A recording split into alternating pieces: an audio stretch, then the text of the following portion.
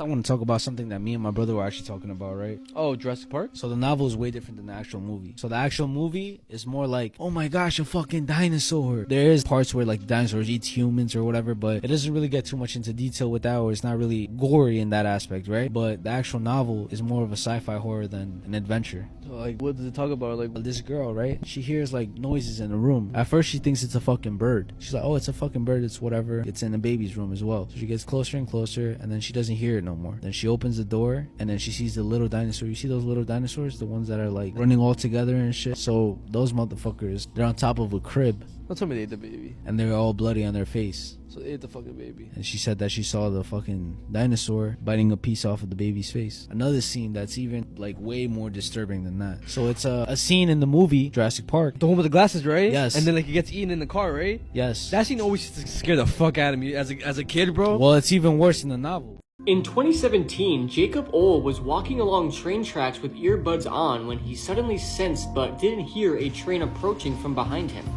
Jacob was at least 1,000 feet away from the train when the conductor first saw him. But they did not ring the train's bell, blow the train's horn, or apply the emergency brake before hitting Jacob. The train hit Jacob, resulting in the train severing both of his legs below the knee. Jacob then acted quickly, and despite both of his legs being severed and in an insane amount of pain, he immediately called 911 and remained completely calm while providing crucial information that saved his life. It also took the train a half mile to come to a complete stop after hitting Jacob. Jacob filed a lawsuit and claimed the CSX train did not put up fencing or other warning devices to keep pedestrians a safe distance from the tracks.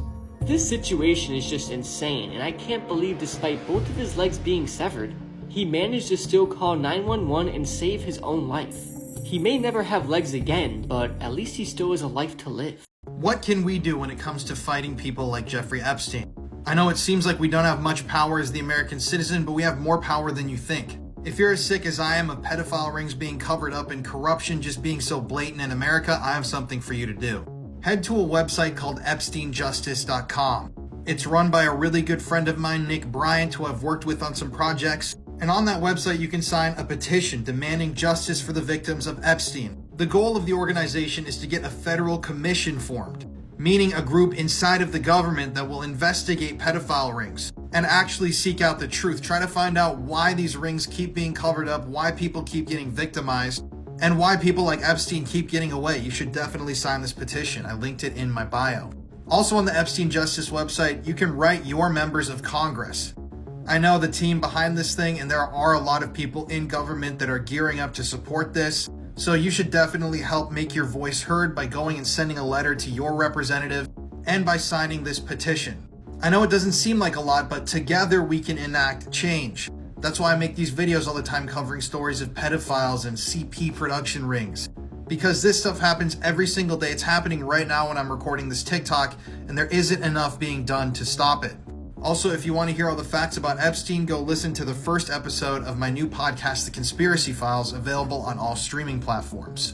Woman and 3 children were just found shot to death inside of a car in West Haven, Utah, literally right down the road from me, and I am at a loss for words. This is supposed to be a safe community, but with the murder of Gavin Peterson and now this, I just don't know anymore. So at around 10 p.m. on Tuesday night, the Weber County Sheriff's Office received a phone call from someone in a West Haven neighborhood. When police arrived, they found the bodies of a 32-year-old woman and 3 young kids, a 4-year-old boy and a 2- and 1-year-old girl, and they had all been shot to death. And according to authorities, they were all beyond help. The identities of the victims have not been released yet, but according to a neighbor, it was the father of the 32-year-old woman who found them all dead in a parked car in the driveway. He then was the one who called the police. According to police, investigators have not yet determined if the deaths are homicides, and so far there are no suspects, and no facts point to there being a threat to the public. Authorities haven't confirmed much, but they did confirm that a handgun was found inside the car and that the shootings occurred inside the vehicle. We still don't know what the relation is between the woman and the 3 kids, as a neighbor has come forward and said that the ages and genders of the kids kids who were killed don't match the age and gender of the woman's kids. Investigators are processing the evidence found inside the car and home, and they're currently going through security footage to see how long the car was sitting in the driveway and when the shots could have been fired. Until the autopsies are complete, authorities won't release any new information, but they did say that the area is an active crime scene, so stay away if possible. According to the neighbor, the family had recently moved back to the area, and they were described as the sweetest family ever. They would usually have Sunday family dinners and would often knock on this neighbor's door to offer them a plate of food. This is such a sad and scary story, and the fact that this happened so close to me is heartbreaking. It's also literally just across the way from where 12-year-old Gavin Peterson died at the hands of his dad, stepmom, and older brother. This community is just going through it, so please just check on your neighbors and be kind to each other. If you have any information on the recent shootings in West Haven, please contact the number on the screen. Imagine enjoying a family pool party and then moments after your dad takes out a gun and opens fire. It was the 11th of July 2024 on a gorgeous sunny day in Alabama. Colton Daniels was soon going to be turning 9 years old, so it was cause for celebration. Colton's sister was called Haley and was just 6. Their cousins were also invited round, Caleb, who was 6 as well, and Kinley, who was just 2 years old. They showed up with their mum, Kelsey Kendrick, who was 24 years old, to a relative's house for a pool party. Now, the children were really enjoying the sun and the nice warm weather. They really needed a chance to be kids and just let their hair down. The Kendrick children, Caleb and Kinley, had been experiencing domestic violence at home. This was at the hands of their dad, Brandon. It's reported that he struggled with mental health issues and hadn't recently been taking his medication. It's believed that over the past few weeks, his mental state had been worsening. It's around 7 p.m. that day, Kelsey reportedly received a phone call from Brandon, who seemed to be quite angry. He was known to suffer from schizophrenia, and he was in a very bad mood that day. He allegedly told her to get home now. Kelsey was looking after her 2 children plus the cousins, as the cousin's mum was actually due to go into surgery the following day. Kelsey therefore took all 4 children home with her. What happened next is absolutely horrific. Alan Kendrick is an elderly pastor and also lived next to the couple. He was Brandon's granddad, and on the day in question, he heard some strange noises. He'd been calmly watching TV with his wife when he heard the unmistakable sound of gunfire. He decided to go over to their house and investigate. At Brandon's house, Alan discovered his grandson with a firearm. He confronted his grandson and apparently wrestled it off him. Horrifically, Alan then found 3 young children along with Kelsey on the floor, shot to death. Now, Haley was actually still breathing at this point, but after being rushed to hospital, she was also tragically pronounced dead. Heartbreakingly, Caleb was actually found outside of the property, leading investigators to believe that he probably tried to run for his life. It's reported that Brandon asked his granddad what had happened, and when his granddad told him, he simply replied, "Oh." Officers who attended the scene described it as the worst thing they had ever witnessed. Brandon was arrested and charged with multiple murders, and he's pleaded not guilty by reason of mental disease. He will appear in court late September. This is a recent ass case. So this is a guy, his name is, I'm gonna show you a picture too, Timothy Bleefnick, married to, I think her name is Rebecca, and then they have 3 kids. And recently he was charged for murder for killing his wife. Like, apparently the mom was supposed to pick up the 3 kids from school. Since nobody came to pick them up, they tried to call, nobody answered. They went out looking for her. They go to the house, they find her dead. Like, they literally find her shot to death, bro. Like, it was a brutal scene. I guess everything that kind of made this whole case more disturbing than it is, because it's already pretty, someone being dead is already up. Back in 2020, he was on a game show, Family Feud. It was him and his family. They were competing to, I guess, win money, whatever. You kind of know the concept of Family Feud. And then he had made a joke. What's the biggest mistake you made at your wedding? Honey, I love you, but said I do. Not my mistake. I love my wife. I'm gonna get in trouble for that, aren't I? Yeah. And this is him how he looks now, bro. But just looking at that and then looking at this now, like how everything unfolded, kind of seems like, was he playing around? Was it coincidence? Was it not? That's fucking insane, bro. My guy doesn't even look like a killer, bro, and it'd be the least people you expect it to be. I'm pretty sure their family was like well known in their neighborhood or stuff like that, because there's videos of the neighborhood gathering and somewhere where like they could all watch the show live. They were watching it, like cheering for them, like, yo, like it's so cool, like seeing them together and like, or seeing them on TV, stuff like that. Not knowing what the fuck was gonna happen. There was a man named Igor Yelfimov who was a Russian airport worker, and one day something awful happened. As Igor was preparing flight Air Astana 737 for takeoff by either loading luggage onto the plane or guiding its direction, he accidentally was standing too close to the plane's engine when it suddenly sucked him up and killed him instantly. His entrails and bits of his body were then shot all over the runway. The flight was then cancelled and all the passengers were onboarded and were put in local hotels for the night. Investigators were shocked by this gruesome accident and couldn't figure out how this happened. They believe Igor didn't follow the safety protocol and was standing too close to the engine when it sucked him up and killed him instantly. There's a CCTV video of the situation that went around on social media showing the whole situation unfolding. This is a terrible accident and sounds made up, but believe it or not, situations like this had happened before. Rest in peace to Igor, and what a terrible, terrible death. Look, I'm gonna say this once, and I'm not saying it again. Part her fucking thighs and release all that chaos from her mind. You fucking amateur. So the man that you just saw in that creepy TikTok video was 28-year-old James Lee Bonewitz. And on June 23rd, 2022, he stabbed 4 people and killed 2 of them in Indiana. Now before all this went down, James didn't have a colorful criminal history. He seemed like he was just your average guy. And he spent a lot of time posting here on TikTok on his account Onewitz, an account which to this day is still up.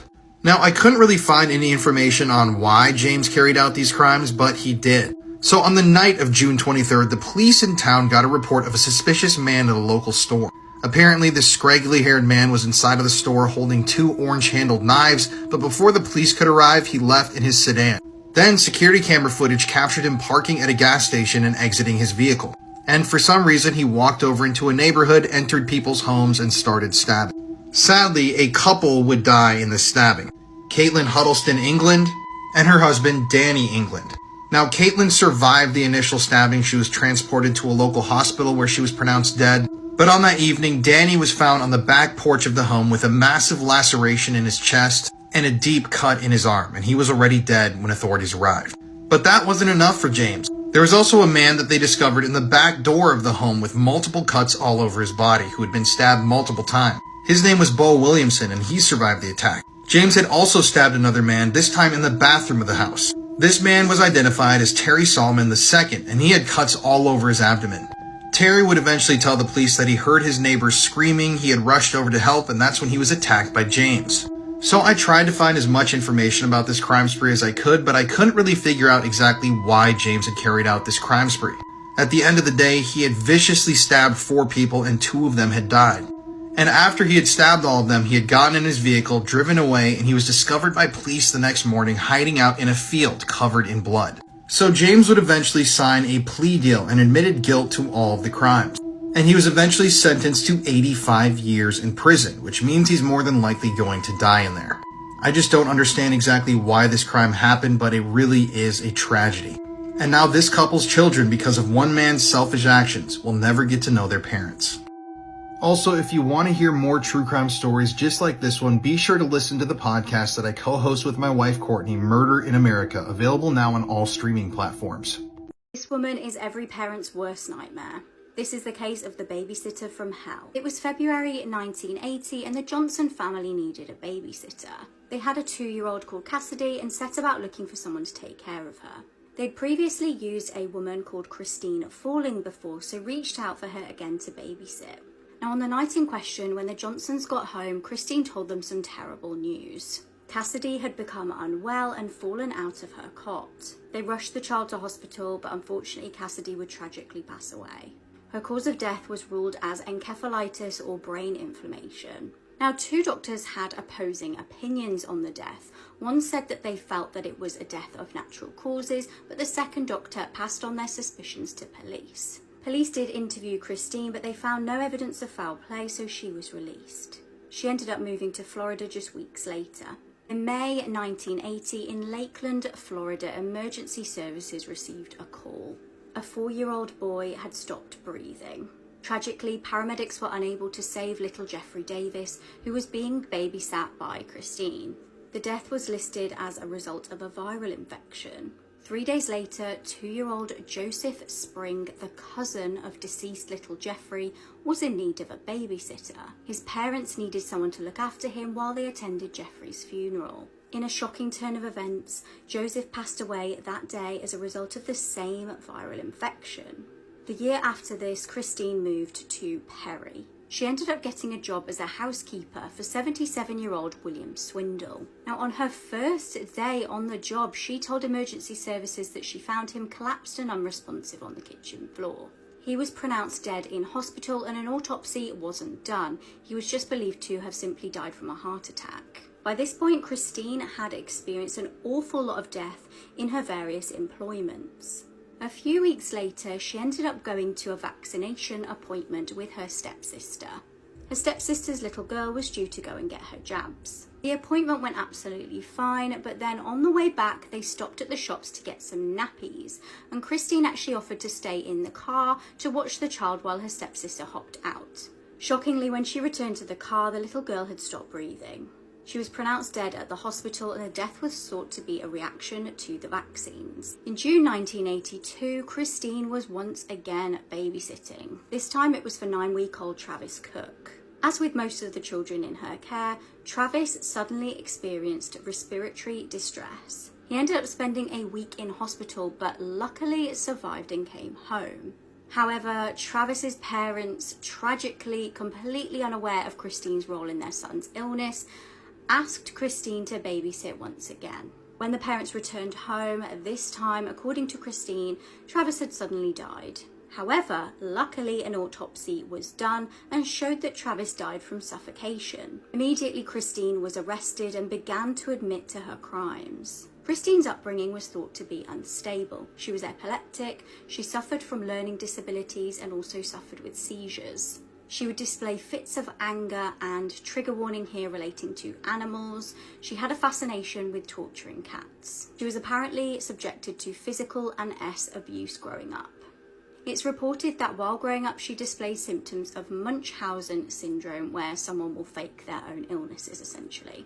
She claimed that she learned how to suffocate via the TV and claimed to have heard voices telling her to kill. In 1982, she got 2 life sentences. She later admitted to killing William Swindle too and was denied parole, and as far as I can see, she remains behind bars. I wish that I could go back in time to this photo and tell Skylar Neese to stay home, because just moments after this image was taken, her 2 childhood best friends would brutally stab her to death, all because they didn't like her anymore. I don't think that I've ever been more affected by a true crime case, and I remember seeing the Dr. Phil episode on this when I was around 16, just like Skylar was when she was murdered, and it had such a deep impact on me that I've never been able to forget it. On July 5th, 2012, Skylar returned to her home in Morgantown, West Virginia after her evening shift at Wendy's. She lived with her family in the James Place apartment. A little after midnight on July 6th, security footage from the apartment complex caught Skylar sneaking out of her bedroom window and getting into a car. At the time, nobody knew who the car belonged to, but from what we know now, the car belonged to one of her childhood best friends, 16-year-old Sheila Eddy. Also inside the car was another one of Skylar's best friends, Rachel Schoaf, who was also 16 years old. Everything indicated that Skylar thought she was going to come back home. She left her phone charger behind and left her window propped open, but she had no idea what was really about to happen to her. After driving to a wooded remote area in Pennsylvania, the girls got out and started talking and hanging out. Then out of nowhere, Rachel and Sheila counted to 3 and began stabbing Skylar to death. She was ultimately stabbed over 50 times, and they tried burying her but couldn't dig deep enough. So they covered Skylar's body in rocks and branches and then left her there. Now when Skylar wasn't home the next morning, her parents reported her missing to police. But what's infuriating is the fact that they considered her a runaway, so they wouldn't issue an Amber Alert until 48 hours later. While they had to wait, Skylar's family started searching for her and posting missing person flyers around town. And what's absolutely disgusting is that Sheila, who was so close to Skylar and her family since they were childhood best friends, even helped look for her and distribute her missing person flyers. Sheila and Rachel then began posting on Twitter saying how much they were worried about Skylar and how they hoped that she would be found alive soon. Like, look at all of these posts. It's sickening what these girls did, and looking at these tweets knowing what we know now, it's just so twisted. So when police eventually did get involved, they reviewed the security footage at the apartment complex and found that the car belonged to Sheila, so they took her in for questioning. Sheila admitted to picking Skylar up with Rachel at around 11 p.m. to drive around and smoke some weed, but she insisted that they dropped her off at midnight down the road from her house so that she could sneak back in. But investigators could tell that she was lying, and this was confirmed via the timestamps on the apartment's security footage, as well as video footage from a nearby convenience store. That and all of their phone records, so nothing Sheila was saying was adding up. 6 months later, and after intense interviews from authorities and major suspicions from the community, Rachel had a nervous breakdown and confessed everything. She confessed how she plotted with Sheila to kill Skylar, and this was all because they didn't like her anymore and just didn't want to be friends with her. She led police to Skylar's body, which was found less than 30 miles from her home. It's so heartbreaking that Skylar laid there for 6 months just waiting to be found. Meanwhile, her two closest friends were posting on Twitter and going about their daily lives. Rachel was quickly arrested, and authorities did everything they could to try and get Sheila to incriminate herself. They even had Rachel wear a wire in hopes that they would catch her slipping, but she never did. Eventually, they searched her home in the car that she was driving that night, and they found Skylar's blood in the trunk. After this, Sheila was arrested too. At the trial, Rachel expressed remorse and apologized to Skylar's family, but other things were uncovered that kind of proved otherwise. In the days leading up to her murder, Skylar posted on Twitter about how she and the other two were fighting, and she even made this final sinister tweet that read, quote, "You doing shit like this is why I can never fully trust you."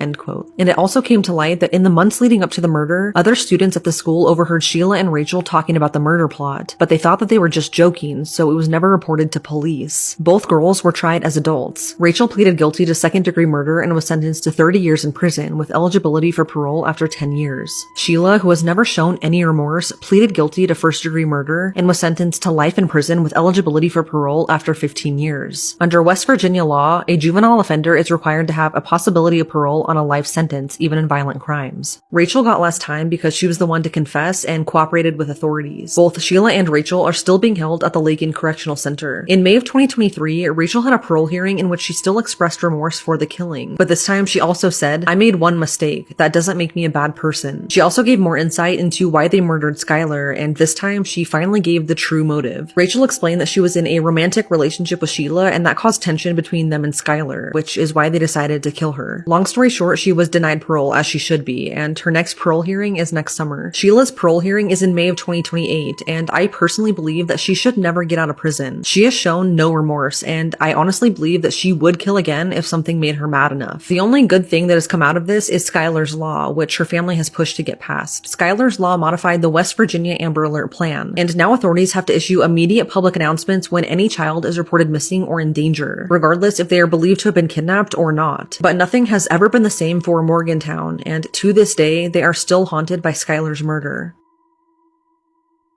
I don't know if you ever heard about the black-eyed children. Yes, I remember. I feel like if you live in the US, you've probably heard stories about it, or you probably know somebody that has encountered a black-eyed children. The legend goes is that they come to your house or maybe your car, especially if you're alone and you're in a rural area where there's not a lot of people. They always ask for help, whether that be they need to use your house phone to call their parents or use the bathroom, or if you're in your car, they ask you for a ride. And they're usually about 6 to 16 years old. They're pale with dark black eyes with no type of white showing, no iris, no nothing like that. But they always say, "Can I please come in? I need to be let in." When people encounter them, they say that they feel an immense sense of dread and fear. But the very first encounter that was on paper that kind of blew up was in the mid-90s when this journalist, his name was Brian Bethel. He basically talks about an experience when he was outside a parking lot next to a movie theater. It was like around 10 p.m. Two boys approached the car. They asked them for a ride back home. They forgot their money because they were going to go see the Mortal Kombat movie. Automatically, he felt a sense of dread and fear. He didn't know why, because the kids looked innocent. This is without him seeing the eyes yet, because they were wearing pullover hoodies as well. They come closer to the car, and he realizes that they have black eyes. Then one of the kids says, "It won't take long. We're just two boys. We won't hurt you. We don't have a gun." He ends up getting freaked out. He drives off, and then one of the boys, he's like banging on the window saying, "Please help us. You have to let us in." So after that story blew up, everybody around the US started coming out with their stories, Say how they're seen in too. but I have two black-eyed children encounters that are pretty scary. One is regarding like what happens when you let them in. This man makes human soup for a Mexican cartel, and this is a massive trigger warning. This is Santiago Mesa Lopez, and he turned the victims of the cartel into soup. Santiago was a skilled mason, so much so that he caught the eye of some members of the Tijuana cartel. They then hired him to do construction work for them and take care of their horses. Santiago proved to be a hard-working employee who never questioned his bosses or a task. So they decided to bring him on board the Tijuana cartel and show him the ropes. He rose through the ranks of the cartel from drug dealer to the rank of drug office keeper. It was a risky job, but years later, Santiago was still alive and had his job. But things became complicated when Santiago's cartel got into a war with another cartel. The streets of Tijuana became a battleground with thousands of people getting killed and their bodies getting abused daily. This then got the attention of the Mexican authorities and the DEA and the FBI. And the cartel soon realized they had to get rid of the bodies quickly and quietly.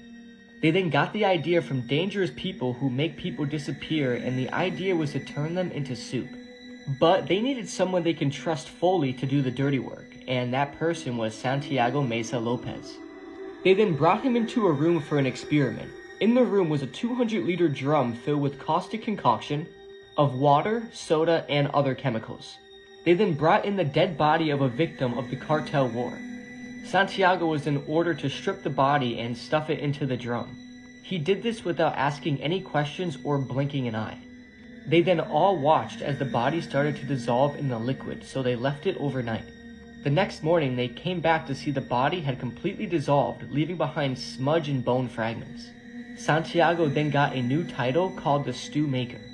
This title fit him well as he was the one stirring the bodies in the drum, turning them into soup.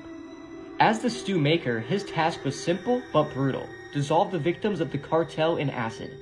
While the cartel was destroying and killing their enemies, Santiago was making soup with what was left of their bodies and erasing every bit of evidence from the cartel's crimes.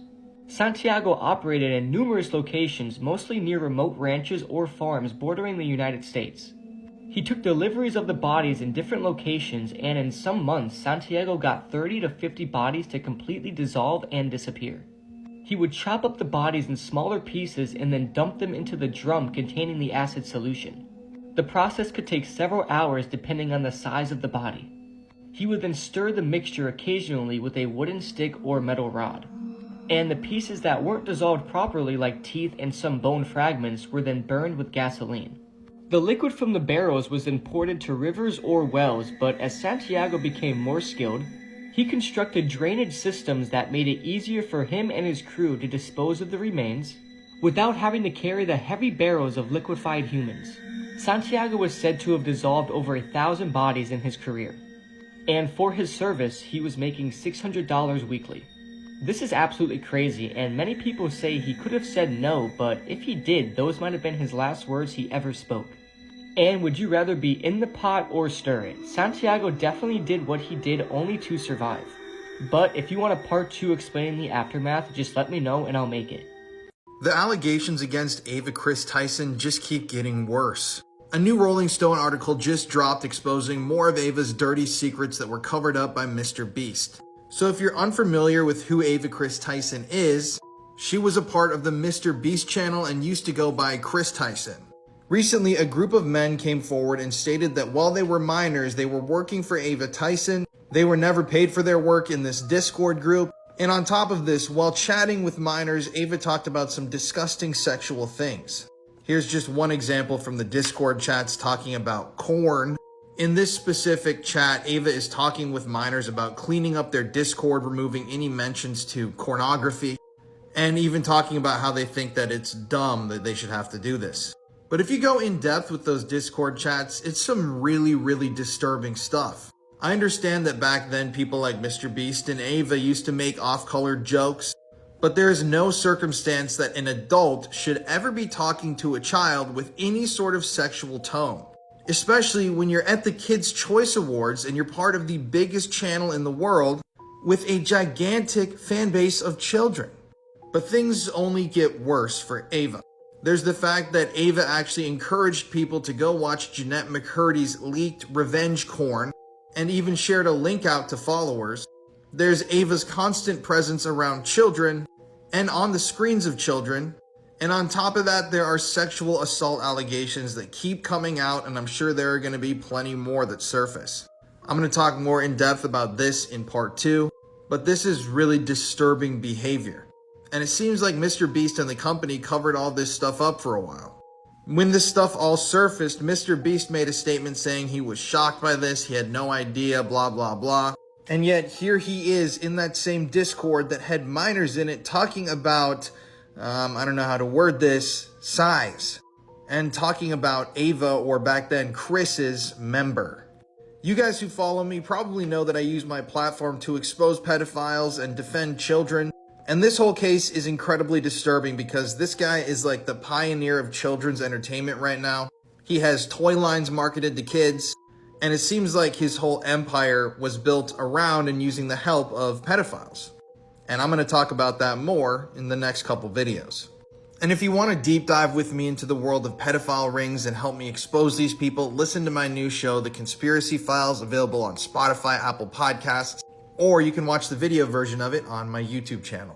Guess if you violently abuse your wife in California and then she mysteriously goes missing, your charges will just be dropped and you'll be a free man because she isn't here to testify. This you, Tyler McCain? I've never seen so much evidence in a missing persons case with no arrests. It's honestly astounding. I just went down a rabbit hole on the disappearance of Nikki McCain, and more people should be aware of this. Nikki was last seen on May 17th, 2024 at Mercy Medical Center in Redding, California. The last time anyone heard from her was when she texted her sister a little after midnight on May 18th that she was driving her mother-in-law's truck, and after this, she vanished into thin air. But unlike other unsolved mysteries and missing person cases, what happened to Nikki and who was involved seems pretty clear to me. Nikki was married to Tyler McCain for 16 years before she disappeared, and they had 4 kids together. But over the last 5 years, their relationship turned violent, and Nikki became a victim of domestic violence. On multiple occasions, Nikki's family stated that she had black eyes and bruises all over her body, but they thought that she didn't want to talk about it because she wanted to be the stronger, older sister and didn't want anyone to worry. But the relationship became so volatile that at a certain point, the couple's 4 kids were removed from the home and placed with a family member. The situation kind of came to a head in November of last year when Tyler beat Nikki up. According to police reports, Nikki returned to their Happy Valley home one night when Tyler immediately jumped on top of her and began hitting her. He then wrapped her wrists and ankles in duct tape as well as her mouth and then placed her face down on the floor where he threatened to kill her. Nikki somehow escaped the house, but before she could drive off, Tyler jumped onto the hood of her car to prevent her from leaving. This luckily didn't work, and she made it out where she was then taken to the hospital. Nikki told police that she fully knew he was going to kill her, and even the police officer noted how both of her eyes were black and swollen, and it looked like she had been hit in the face multiple times. Tyler was quickly arrested for this, but he denied having anything to do with her injuries. He said that Nikki had gotten into a fight with another woman. Authorities searched the couple's 3.5-acre property and found 5 guns, including an AK-47 style rifle that was reported missing from Oregon. Although he pleaded not guilty, Tyler was charged with felony domestic violence, false imprisonment, and assault in December. His court hearing was May 7th of this year, and this is when Nikki told her sister that she was filing for divorce and planning to leave Tyler for good. She was even meeting with a victim's advocate and had gone to One Safe Place, which provides support to domestic violence victims. But then 11 days later, Nikki vanished, and she hasn't been seen since. She spent her last day with Tyler's mom, Jeanette McCain, and she was driving her car. After sending that final text to her sister, her phone stopped receiving any of her family's texts, indicating that it was either shut off, dead, or broken. After a few days of no contact, which was odd for Nikki considering she was extremely close to her siblings, her family reported her missing to the Redding Police Department, but it was ultimately passed over to the Shasta County Sheriff's Major Crimes Unit. During the investigation, Tyler's story changed multiple times about what could have happened to his wife. He initially said that she took an Uber somewhere that night, then said that she started dating a woman, and then finally said that she went to Vegas with an unknown man. Meanwhile, there have been multiple searches for Nikki, but Tyler has reportedly never helped look for her. She completely vanished, but then a week after her disappearance, her 2002 Chevy Avalanche was found along Highway 36, near the small town of Begum. This is about 50 miles away from where she was last seen. There are reportedly only a few possible routes that you could take to get to this location, which is shown here in this picture. And for reference, Nikki and Tyler's home is right in the middle of this map, so there would be no reason for her to go all the way out here on her own. Now, this is going to make your blood boil. Even though there was documented proof that Tyler had abused Nikki, and even though multiple people witnessed him abuse her on several different occasions, all of the charges were dismissed against Tyler because Nikki went missing. And as the sole victim and witness in the case, she was unable to testify. So because she went missing and is no longer here, the judge dismissed the charges against her abuser, her own husband, Tyler McCain. I'm sorry, but this is just so unacceptable. I mean, even their own neighbors would constantly hear her screaming for help and would have to help her get away from him. On one occasion, they even saw him chasing her around the property with a large wrench, and they heard him scream that he was going to cut her head off. What's absolutely insane though is the fact that even though Tyler's charges were dismissed, there is still an active battery case against Nikki, and for some reason that hasn't been dropped even though she is literally missing. In January of 2022, a relative of Tyler's had temporary custody of their kids because of the abuse, and this family member said that she was attacked by Nikki. Nikki showed up and tried to take her children, and a fight broke out between the two. How crazy is that? The abuser's charges were dropped against his missing wife, yet she's still painted as the villain, even with all of this evidence proving otherwise. After Tyler's charges were dropped, dozens of people protested outside of the courtroom, including Nikki's family. Her sister recorded Tyler where he's seen flipping off the camera, and when she asked him where Nikki is, he smirked and shrugged. Now, adding to the pile of evidence is what happened a few weeks after Nikki disappeared. On July 3rd, Tyler started a fire on his property that ended up burning multiple cars and even a portion of his neighbor's yard. What he was trying to burn remains a mystery. But not so shockingly, Tyler wasn't arrested due to not having enough evidence to prove criminal negligence. Tyler has a lengthy criminal history ranging from burglary to vandalism to DUIs, and also for breaking his protective orders and owning firearms. He was recently arrested for driving on a suspended license, but like always, he posted bail that same day and was released. He was due in court on August 19th, but was a no-show. And instead of being held responsible, he just got another court date for October 7th. This has led a lot of people to question why he, for some reason, is getting so many chances when he clearly knows more about what happened to Nikki. Some people believe it's because Tyler and his mom are members of the Redding Rancheria tribe, and Tyler's dad has a very long, very important history with them. Some people think that the council may be protecting Tyler. Regardless, it's now been 4 months since Nikki was last seen. She and her family deserve justice, and the fact that her case is being so looked over is shameful.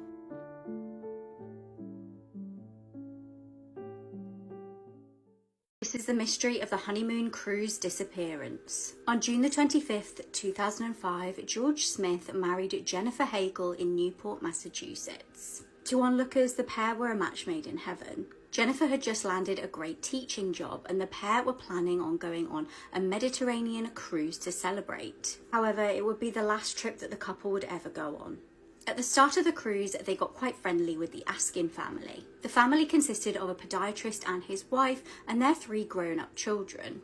The oldest of the children was Josh Askin, and he was 20 years old and had smuggled some banned absinthe on board. Now, the ship headed to Mykonos on July the 4th, and after a great day, George and Jennifer went to a romantic meal on board. Then they did some gambling in the casino. Now, George and/or Jennifer were apparently heard bragging about having stacks of cash in their cabin. Witnesses recalled hearing them say that they had somewhere between about $15,000 to $20,000. It's not clear whether this was true or an exaggeration, but this was definitely the impression that people had on board. In the early hours of the 5th of July, the Smiths met 3 men. These were known as the Russians, who consisted of Gregory, Zachary, and Rusty. The Russians began hanging out with Josh, and by all accounts they started behaving quite badly. They were drinking and smoking, and security had to be called. At 1:24 a.m, it's reported that the Russians were actually being quite verbally abusive to the room service operator. Now, security was called again, and the room service operator was advised not to answer the phone if they'd phoned her again. The Russians then went back to the casino, and Jennifer ended up playing poker with one of them, and then Josh and George left for Josh's cabin to drink the absinthe.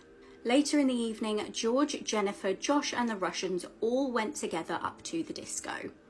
By that point, the casino had closed, and a casino supervisor named Lloyd Botha joined them and apparently was being quite flirty with Jennifer. At around 3:30 a.m, George and Jennifer got into an argument. Witnesses reported hearing him call her a derogatory name, and then she kicked out at him and left alone.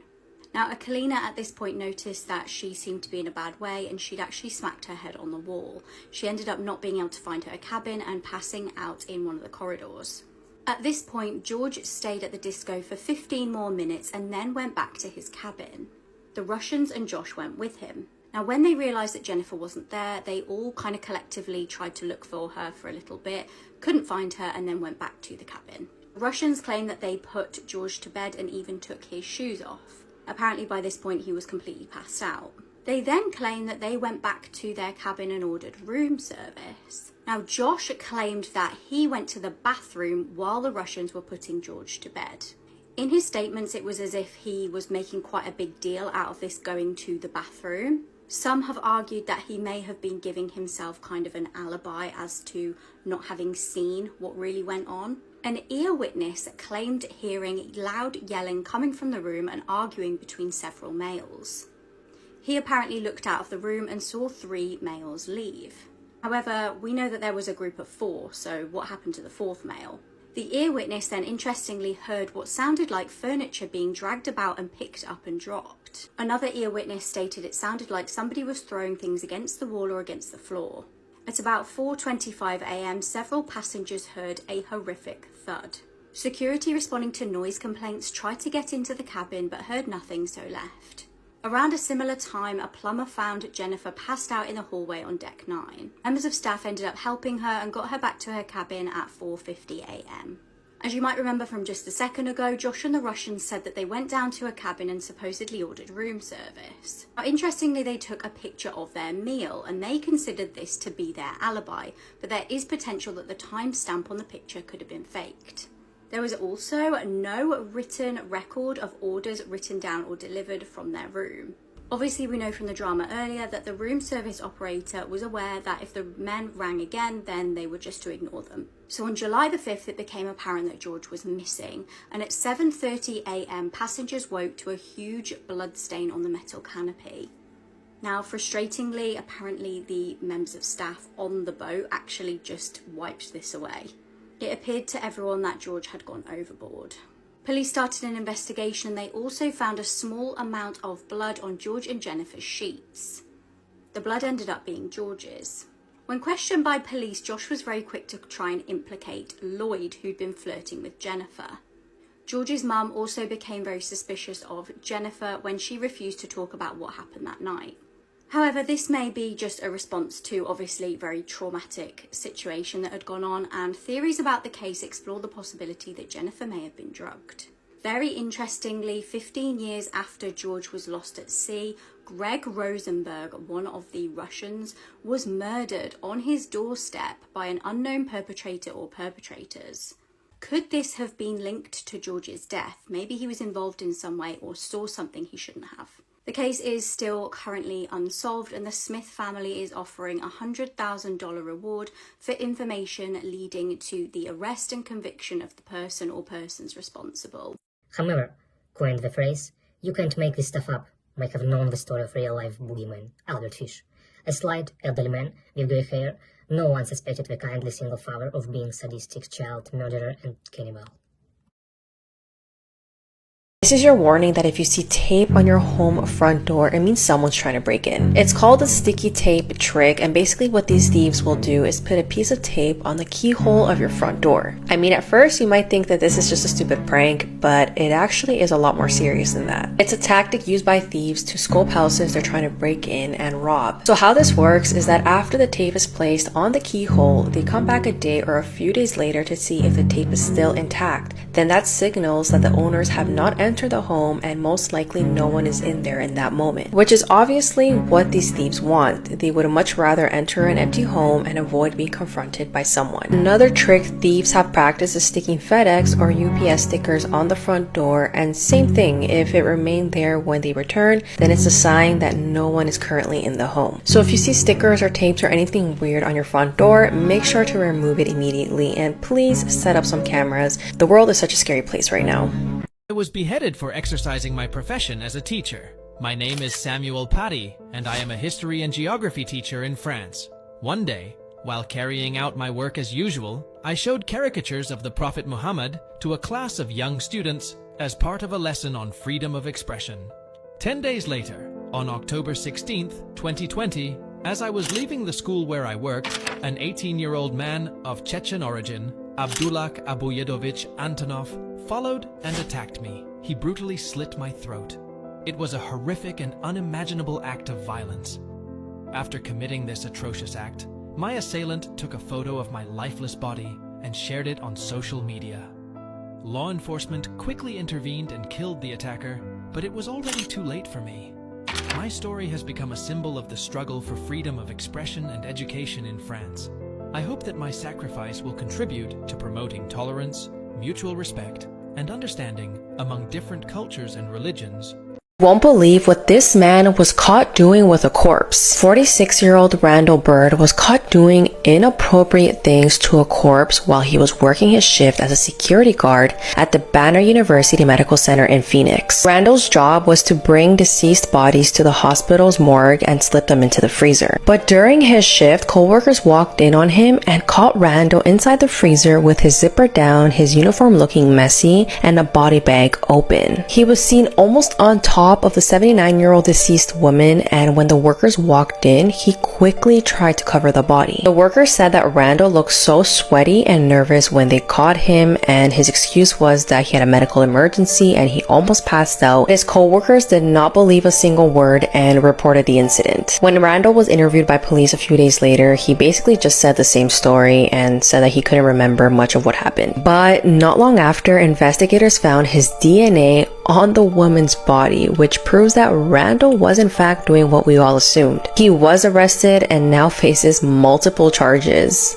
I'm going to prove the Mandela effect right now.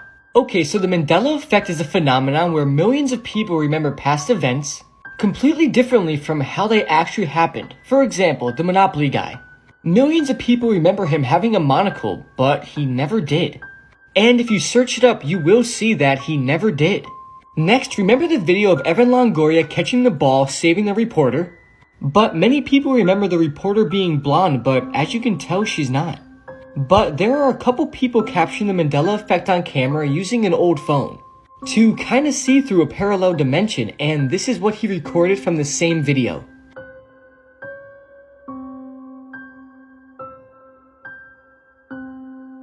And as you can see, the reporter is blonde, as we all remembered. Even ChatGPT remembers the reporter being blonde and saying it was actually Emily Austin. This is just chilling, and a popular theory is that the world ended in 2012 and we all got transported to a different but kind of the same dimension. Let me know your thoughts on this because this whole video is just mind-blowing to me.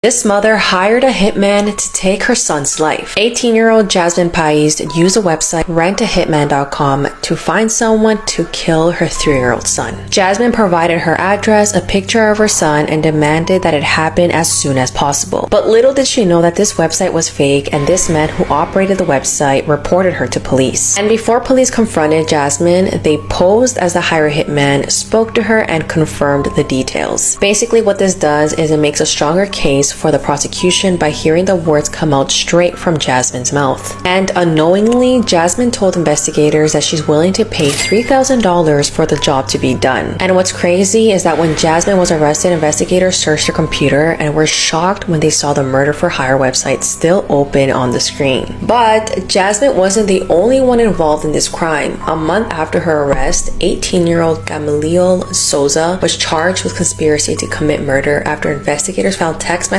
showing that he pushed Jasmine to take her son's life. He essentially convinced Jasmine that her son was the problem and the reason why they weren't together.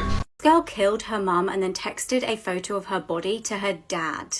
In 2013, Rachel Hudson and her family were supposed to be celebrating Thanksgiving at their home in Virginia. However, the holiday would take a horrendously sinister turn.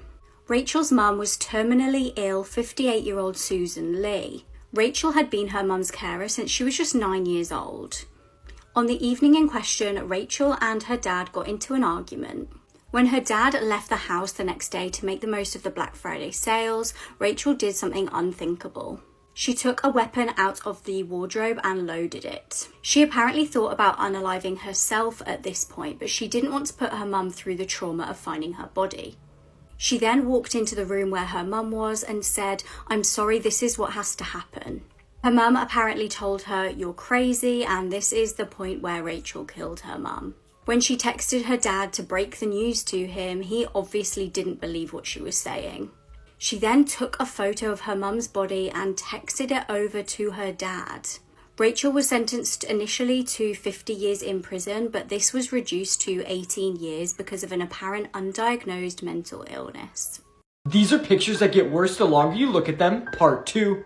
Up first is this picture, and at first glance it just looks like 3 friends at a wedding. But if you look closer, you will see something extremely disturbing. Look between the guy's legs in the middle and you will see a disturbing ghostly little girl. This is super creepy, and imagine you see this after taking this photo. Next up is just a normal picture of a living room, right? That is until you look in the bottom left and you see a very disturbing face. The person who took this photo said nothing was there when they took it, and it only showed up after the photo was taken. What in the world is that thing? Next up is a picture of a truck that is completely packed to the brim. But if you look throughout the items, you will see something very weird. In the back of the truck, you can see the head of a little boy peeking out. Which raises the question, is this kid kidnapped? Next, take a look at this picture of this girl on her bed. Nothing out of the ordinary, right? But if you look to the right of her mattress, you can see the face of a guy looking out. I would immediately move out of my house if I took this photo. Finally is this picture. And promise me, the longer you look at this, the more disturbing it will get.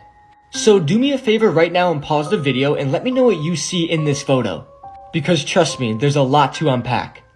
Please be warned that this true crime case is horrific. This little girl was buried alive in her abuser's back garden. Jessica Lunsford was a 9-year-old girl living in Florida. It was night time on the 23rd of February 2005 and Jessica was sleeping in her room. Offender John Cooey snatched the little girl from her bedroom and took her back to his trailer. What followed were 3 days of horrific repeated SAs from John to the little girl. He then decided to wrap the little girl's hands with speaker wire and place her in bin bags. He'd actually convinced her that he was going to take her home and he just needed to put her in the bin bags so as he didn't alarm anybody. He said he was afraid of being seen with her, so if he put her in the bin bags, it was like a disguise. He then buried her alive in his back garden. Heartbreakingly, she was found cuddling her little dolphin teddy that her dad had given to her. Again, I did warn you that this was a really horrible case, but when police found her body, they found that she'd actually tried to claw out of the bin bags. Frustratingly, when the girl had gone missing, police actually did go round to question John. It's believed that while this was going on, Jessica must have been alive inside of the property. Her blood and fingerprints were found inside his home, and John was convicted of first-degree murder. He died of natural causes in 2009. This is one of the most high-profile pedophiles in Hollywood, Mark Salling from the TV show Glee. Now, you might remember Mark from the show Glee. He played Noah Puckerman. He was a major recurring character on the show. He was always on the screen. And in the press, he was famous for dating his co-star Naya Rivera, who also died a tragic death just a few years ago. And from the outside looking in, Mark appeared to be a very, very normal A-list Hollywood actor, but he wasn't. You see, Mark's legal trouble started in 2013 when his ex-girlfriend accused him of sexual battery. Apparently, he forced her to do it without protection, and she filed charges against him. He ended up paying $2.7 million, but everything was dropped eventually. But then, in 2015, when Glee was at the height of its popularity, some more disturbing charges were brought against Mark. It was December 29th, 2015 when Mark was arrested at his Los Angeles area home and charged with possession of CP or CSAM. Now, he was released on a $20,000 bail, but when investigators went through his home and searched all of his hard drives, they found over 50,000 CP images. Obviously, this is a lot more than they usually find on these busts. 50,000 images is a massive amount to be in possession of. And a few months later, he was publicly charged with possession of CP. He was dropped from the films and TV shows that he was appearing in at the time. And a year later, after his trial and everything, he was convicted of these charges. Now, he was set to be sentenced most likely to 4 to 7 years in prison. But before he could actually be sent to prison, on January 30th, 2018, Mark Salling took his own life by hanging himself in his Los Angeles area home. I always thought that this was a very disturbing ordeal because the show Glee is such a positive, happy show. And you would just never expect a main cast member from that production to actually be involved so deeply in such a disturbing world. There's also a lot to talk about when it comes to other cast members of the show and what's happened to them, so if you want me to do a shorter series on that, just let me know in the comments. These are real-life glitches caught on camera, and they're absolutely insane. Up first, a woman captured what looked like a squirrel coming out of nowhere, but it honestly looks like it just came out of a shadow. Pay attention to it and let me know what you think. I am witnessing a glitch in the fucking Matrix, and I swear to God, if this squirrel doesn't come back out, I'm gonna have a panic attack because if you see his nose, I'm not going crazy. Oh my God, wait, stop it. There's nothing there. There's not a grate there. There's not a fucking grate there. Where did this bitch just come from? What the fuck? He just came out of nothing! Don't run to it! Next up is a video of a couple friends who captured a video of the sky split into night and day. Check this out. Motherfucking shit right now. I think the sky just broke. What the fuck happened with the sky? It broke. Why is New Mexico this fucking obvious on our weather? You can either have a sunny day or a fucking cloudy day. But why is it obvious? What the fuck is going on, bro? This is weird. Finally, this next video might be the weirdest video on the internet. Just check this out. Is there any weird, unexplainable stuff in my house? But I bought a guitar the other week at a garage sale from this old lady down the street, and every time I pick it up or strum it or play it, really weird shit happens, and I'll show you.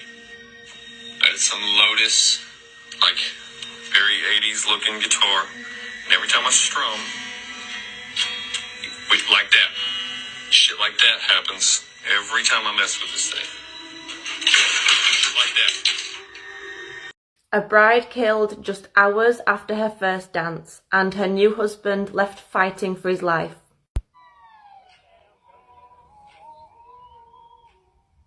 Samantha and Eric exchanged vows on April 28, 2023 at 5 p.m. at Folly Beach. They partied into the night with friends and family before leaving around 9:45 to go to their Airbnb. They were travelling on a golf cart in an area with a speed limit of 25 miles per hour.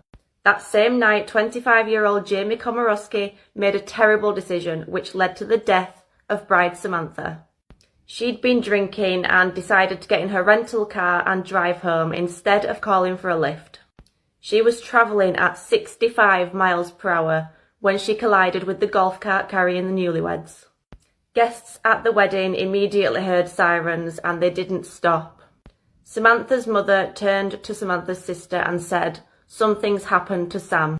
They ran to the scene of the accident following the sirens and lights, and they were screaming her name in the hopes that by some miracle she'd answer them. She didn't. Samantha had suffered blunt force trauma to the head, and she died at the scene in her wedding dress. Samantha's husband Eric suffered life-threatening injuries, and he was rushed to hospital where he remains, fighting for his life. This is where this story gets really infuriating. This wasn't her first DUI. Jamie was also stopped in 2018, and she clearly hadn't learnt her lesson, only this time she actually killed someone. Jamie refused to give a breath sample and said that she'd only had 2 drinks, although officers at the scene said that she smelled like alcohol and could barely stand up. The hospital had to get a warrant to take a blood sample.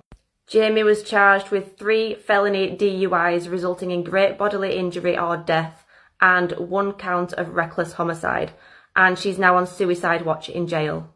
This is the tiger video, one of the most gruesome animal attacks caught on camera, explained. The video originates from India, and the victims' names are Vikas Jamboka and his wife Manabi. They went to the forest for a walk one day to take in nature, but the area they were in is known to be populated by tigers, and attacks on humans in the area were reported in the past. While the couple was on their walk, they were ambushed by tigers, and according to reports online, both Vikas and Manabi were dead. The video of Vikas being attacked by the tigers was recorded by the locals. The video is 44 seconds long, and as you play the video, Vikas can be seen lying on the ground with the tiger sitting next to him. And you also see 3 other tigers in the background, going in circles stalking the area.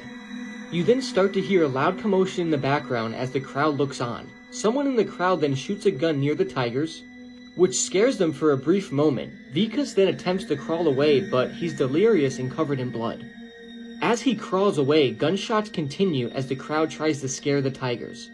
But as you watch, they are still surrounding and circling the victim. One of the tigers then runs to Vikas and bites him on the neck and proceeds to shake its head as it attempts to sever the jugular. This draws piercing screams from the crowd as it appears Vikas will most likely die. As the tiger bites and completely ragdolls Vikas, gunshots continue to fire, but at this point the tigers are not scared. And the tiger who bit his throat continues to maul him. And the video then concludes. After the video ends, it's presumed that the tigers dragged Vikas away and killed him, but that's not the case. Vikas was found alive, but his injuries were just horrific. Photos of the aftermath can be found online, and there are 3 images. The images show Vikas's face completely destroyed. The left side of his face is completely hanging off, and he has also been partially scalped to the point where you can see his white skull. Vikas survived, but according to numerous reports, his wife passed away. It's honestly extremely lucky that Vikas survived, and many people believe the reason for this is because the tigers were not hungry enough. I really don't recommend looking for this video or images because they are truly disturbing, and it's something you really just don't want to see.